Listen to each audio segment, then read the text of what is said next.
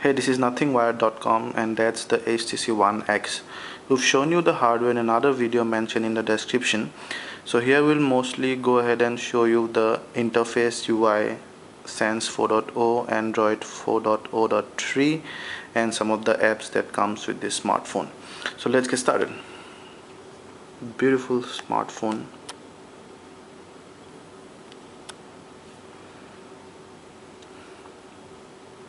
As you can see, that's the familiar Sense lock screen.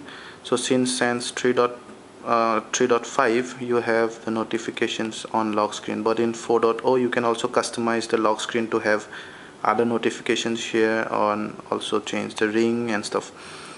So to unlock it, drag the ring outside, put in your code, and that's the familiar Sense homepage. That's the live animation, as you can see, which is probably my favorite feature in Sense. Now traditionally Sense has been considered as a very memory hogging, processor intensive UI, which puts unnecessary animations there to make it heavy. But then let me tell you, Sense 4.0 is totally different. It's probably the lightest and fastest of them all, and the secret is that HTC did not go into deep customization with the Sense 4.0. Instead, they decided to stay true to the stock Android and only did that much to actually give you a feel of HTC UI. So as you can see, for example, there is no carousel effect here. So it really cleaned up some of the unnecessary animations out there. Many people in fact liked carousel, but we never liked it, and which really slowed down the scrolling once the home pages are widget heavy. As you can see, there is absolutely no lag there thanks to the quad-core processor, but also the light sense. To add any widget is usual, long press it and go ahead and just click it. It'll go there. Okay, fine. Yeah, and to remove it, again long press it and drag it there. You can also customize the home pages. You can add up to a maximum of 7 home pages. You can remove any of those. Then you can see that's the app dock, and all these icons are customizable. You can drag anyone there and drag anything from above to place it there according to your taste. You can also create folders there to accommodate your favorite apps. Then that's the notification bar. There's no notification here, but if there were, then you have a choice of removing them selectively by just swiping them, or removing all by just cancelling them. There would a cancel button appear here when there are notifications. We'll go into settings, and you can see there is also a new setting menu which is categorized. You can see wireless and network. You have all these options. Then you can see personal, then phone. So quickly go to about, then hardware information, and you can see it's a quad-core processor, 1 GB memory, 4.7 inch display, 8 MP back camera, 1.3 MP front, ABGN Wi-Fi supported, Bluetooth 4.0. The back camera can record 1080p video, however the front camera can record 720p videos. Software information, as you can see, it runs on Ice Cream Sandwich 4.0.3, Sense 4.0. There is no build number though. There are also a lot of additional options in most of the menus, which makes your phone all the more customizable. For example, developer option traditionally has only 2 or 3 options, but here you can see you can even customize your GPU, rendering, CPU usage, and you can limit your background processor and stuff. Great thing. So okay, and that's the main menu. It scrolls horizontally, as you can see. Again, absolutely no lag. And something that you do not see in Galaxy Nexus or stock Android is not listing the widgets here. So in stock Android you have the widgets either lined up after the apps, or there would be a separate tab here called widgets. So that's a deviation from stock Android. Also another deviation is that you can edit the tabs here, and you can drag them here.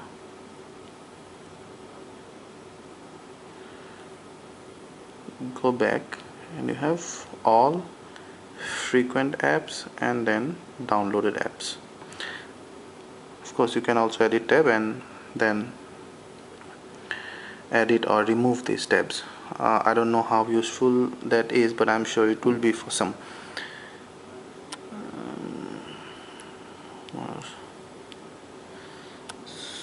And okay, so we'll quickly go ahead and show you some apps here. First, the native apps.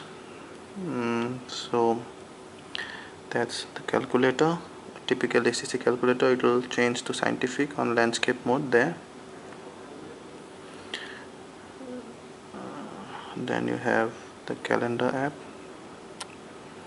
It supports month and day view but not week. You also have agenda and invites. So to create new,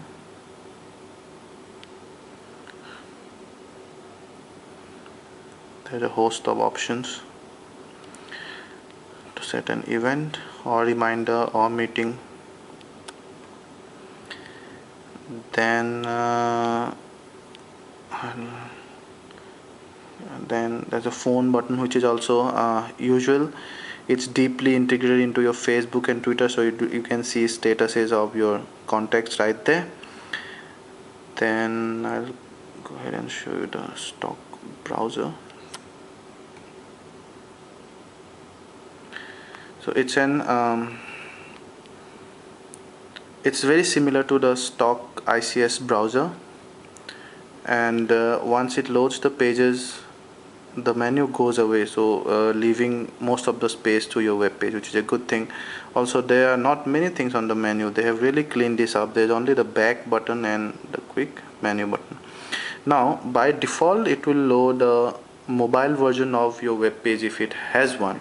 As you can see, this is nothingwired.com's mobile page, but you have an on the fly option here called view desktop site. This is disabled now. When you enable it, it will refresh itself and show you the desktop site there. So to return to the mobile site, you can click again on the desktop view. Similarly, you can switch on and off the flash player button to act accordingly. It supports full flash, so you can play your flash videos as well as flash games on the browser effortlessly, like a walk in the park. Sadly, 4.1 and later won't support flash. Till then you can enjoy your flash content in its full glory in this handset. So it should play this flash content here.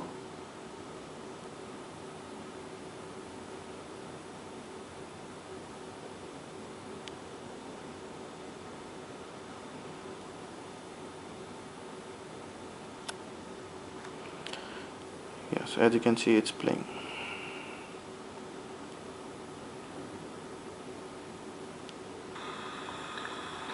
Okay. And there are tabs. That's a setting menu, you can see. So to create a new tab, go here. That's a new tab. You can view all tabs here. Nice animation there. You can remove any tab that you want. Okay, also it supports pinching zoom, which is also seamless.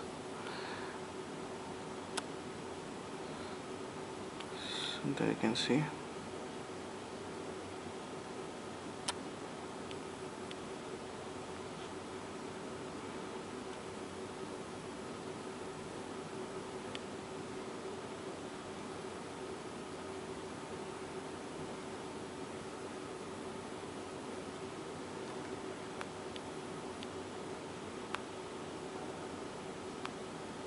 You can see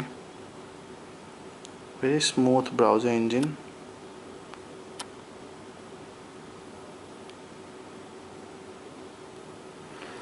Okay, so that's about it. And what else? Okay, the camera, it's probably one of the most revolutionary camera you have seen on any smartphone till now. It's really a cut above the earlier phones. Now they switch on the 8MP back camera, which can take of course photos of up to 8 megapixel and record videos of up to full HD up to 1080p at a good 24 frame per second. And you can see this is also probably the fastest shooting camera you have seen. Just keep an eye there because the photos will start you know, crowding there. So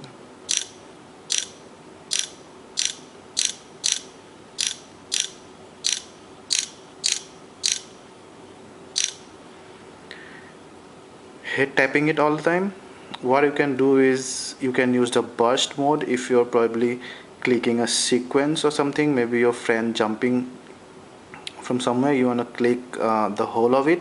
What you can do is you can press it and hold it and then move the camera. It will keep on clicking to what I'm told up to 97 continuous shots. But then you can limit that by going to settings, where you can limit that to only 20 frame per second. 97 sounds ominous. So let's go ahead and see. You can see the photos keep getting loaded there. So that's 20 shot because I have the settings there. It also has this beautiful feature of automatically help you selecting the best shot and delete the rest. You can of course choose not to delete them, but I have faith in this, so I'll go ahead and do that. So your best shot will be saved. Delete rest of the images. Yes. Oops. Yes. And it will only keep your best image then, or those are the other images, but among the 20, that's what HTC thinks is the best image. Moving, there is no moving between still and video photography. You have this two icons, whatever you press will work accordingly. So if I want to record video, just tap that button and there it will start recording.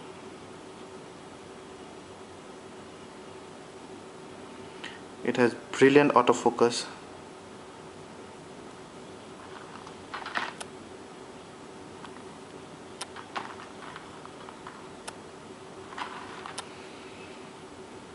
And another very good thing is while you're recording, you can click images.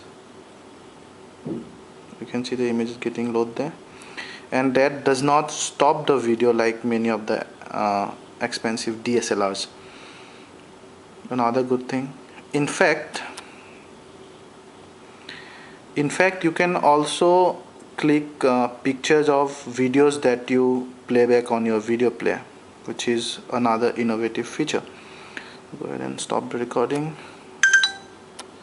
So there's some of the settings there. And see, you can switch to the front and main camera there, self timer. You can see video quality max is full HD. There are ISO options, white balance options, continuous shooting, and then auto upload and camera interface. You also have a lot of effects and filters there, which you can choose to give that creative edge to your photography. Amazing camera quality. Read our article to know more.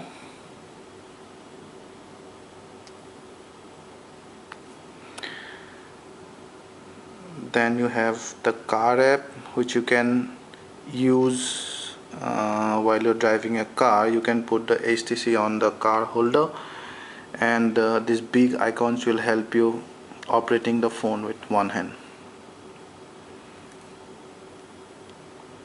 one finger I mean. Then you have the clock, which also shows a nice little globe and your places out there. Also the real-time weather updates to all the places. Nice thing, HTC did take full advantage of the quad-core processor to incorporate some nice animation there. The Dropbox will come to it later, but that gives you 25 GB for 2 years though. That's the flashlight. It has 3 brightness level.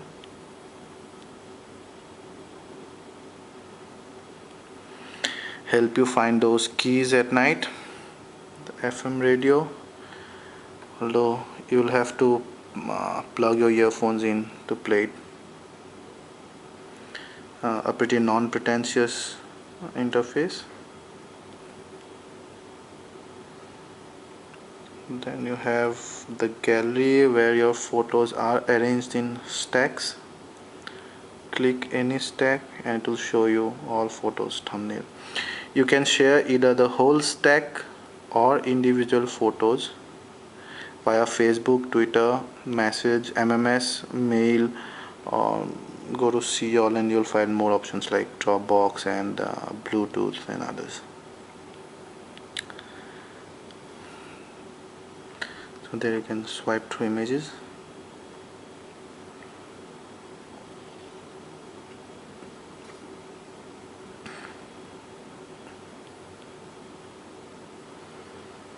We are amazed with the speed at which this smartphone operates, really. That's HTC Hub, which is HTC's own app store. You have various popular applications and widgets that HTC thinks should do good to your HTC handset. Most of them are free, but many are paid as well. I've shown you the browser. What else? That's a mirror that basically switch on your front camera so that you can use the phone like a mirror. That's the movie editor where you can load any movie and you have a whole range of customizations. So you can select a theme here, birthday, formal, travel. You can load your movie and then go ahead and add effects or trim your movies. Then music. So as you can see, the music app actually encompasses all the music related apps on your phone and not only the songs that are stored in your phone. So you can see SoundHound here also, you can see radio also, you can see 7 Digital also. Now you know it supports Beats audio and it sounds brilliant when you put on your earphones. The speaker sound is not as loud as you would have liked. Also it lacks the bass a bit, the speaker, but in general if you're not very particular about bass or loud sound, then this is just fine.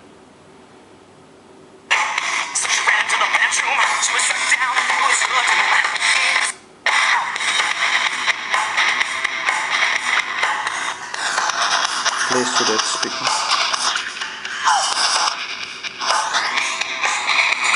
So you have option of sound enhancement, but then you can only use it with your earphone.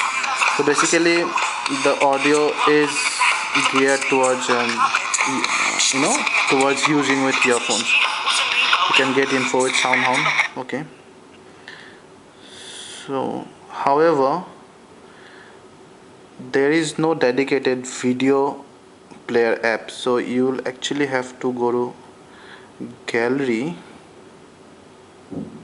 to play a video, which I find a little strange, but it supports full HD 1080p video playback.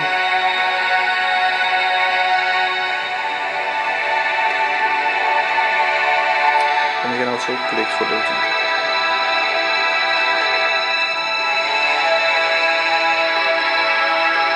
There are more options like you can trim the video and other options.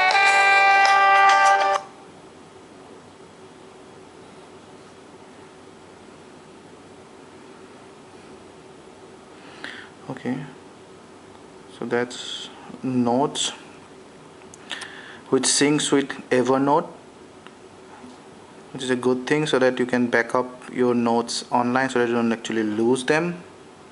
You can record your notes there, you can record your audio and put there, and you can draw with any touch sensitive pen, and there are other menu options there.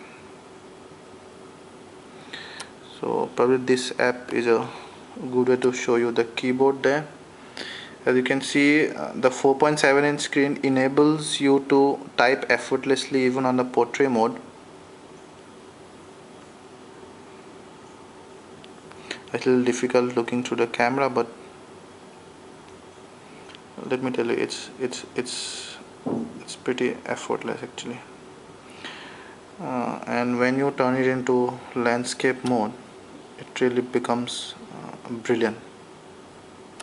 And see wide space keys. You can also use the voice function there.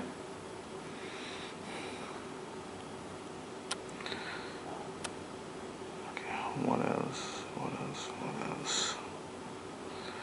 So that's Note, and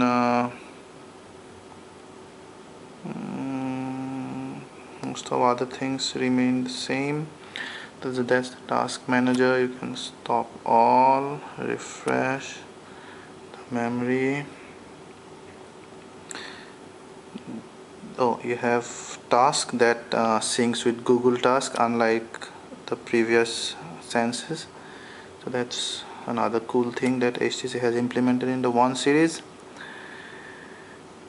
That's the voice recorder. So that's pretty much about the native apps. Then there are the usual Google apps you can see as Maps, Google Plus, Locations, Gmail, Talk, Messenger Plus, etc., which are pretty much same across all Android 4.0 devices. So we're not going to specifically show you any of them. Some exclusive third-party app comes here in India. This one is the 7 Digital, which is in fact available globally, where you can buy and listen to your music here on the go.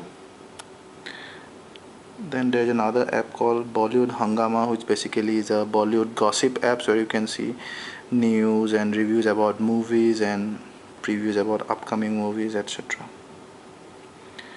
Then other popular third-party apps, as you know, are Facebook, Twitter, Polaris Office Pro. You have the eBuddy XMS, which is an online free chatting service. You have Flash Player there. Then